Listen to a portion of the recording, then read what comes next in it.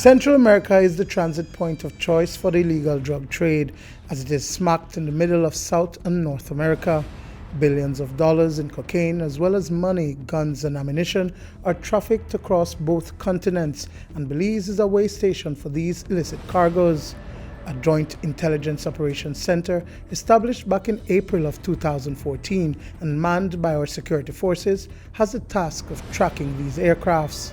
We did had a aircraft in our airspace last night. For a matter of fact, we hardly got any sleep because we were monitoring that aircraft from it left South America, and it vanishes in our airspace in the Toledo district.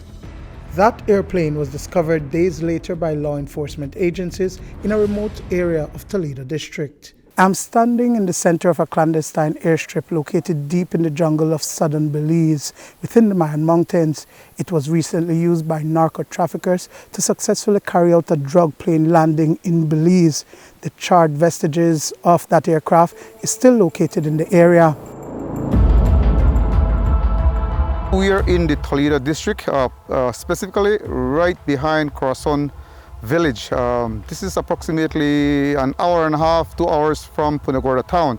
If you look at the map, it is due northwest of Punta Gorda. If you look at the distance, it's just over 2 kilometers. It is usable. I can see, probably judging at this, caravan, twin engine, can easily land here and dump its cargo and take off with no problem.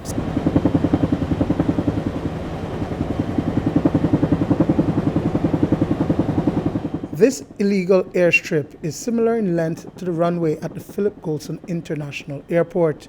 A BDF chopper approximately 1,000 meters above provides a bird's eye view of the situation below.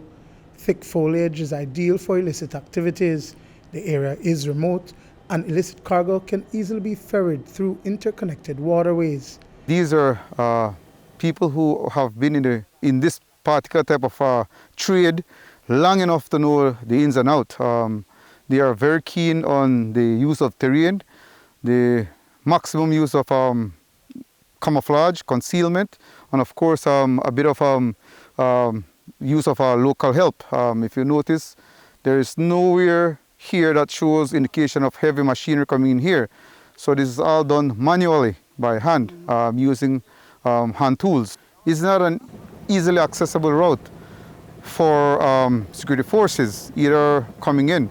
And these guys who plan these airstrips, they are well aware of this, and they use this to the best of their, to their ability in maximizing their success. And it's clear to be seen that, unfortunately, I don't think they are working in isolation. There's no way, no how that they would be able to pull off these stunts without the local knowledge of the villagers surrounding. In the past, charges have been brought against law enforcement officers, but there are also allegations of civilians being involved in these activities. Village leaders in Corazon Creek, however, claim to have no knowledge of these activities happening in their backyard. Well, apparently we are not aware of it.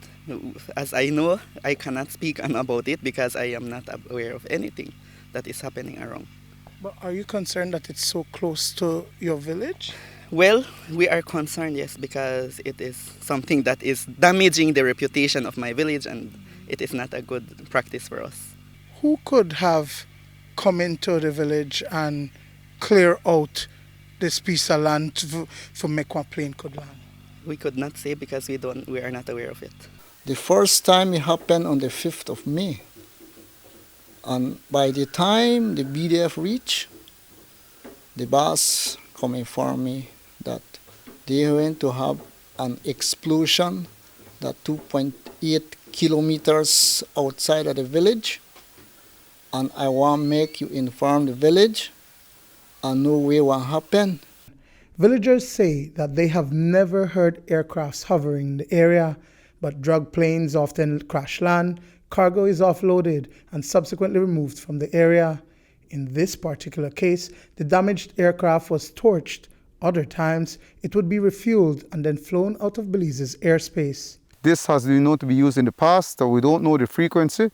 But the idea behind it is to deter narco trafficking, which we view as basically a threat to the surrounding communities. And our job as security forces is to ensure we maintain the security of our people, of our country. This is the only one that has been found in this area? No, unfortunately it is not.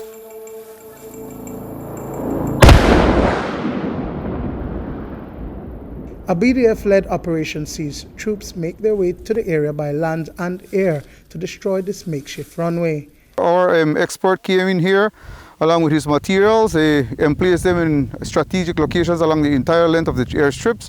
And given safety procedures, our guys were briefed off and moved off to a certain safe location. And then after that, detonation took place. After a couple moments has elapsed, our guys went back out to ensure that all clear. We had a previous destruction in the general area as well. So again, this is not restricted to only Toledo district. We've had issues in the north, a few drops in the west. Arresting transnational crime requires an interagency approach as the network established by narco traffickers continues to expand.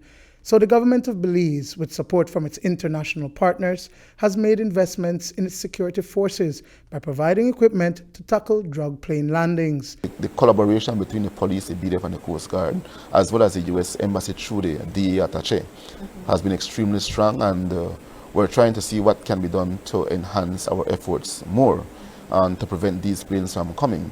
Or when they do come, that we'll be able to intercept them. Currently the Coast Guard is the director of the JIOC, and they've been doing an exceptional job in terms of reducing air traffic. So you'd notice the last aircraft that landed in Belize would have been sometime around July. So that's exceptional work from the Coast Guard, not only in its traditional role as a maritime force, but as a broader national security organization. Dwayne Moody for News 5.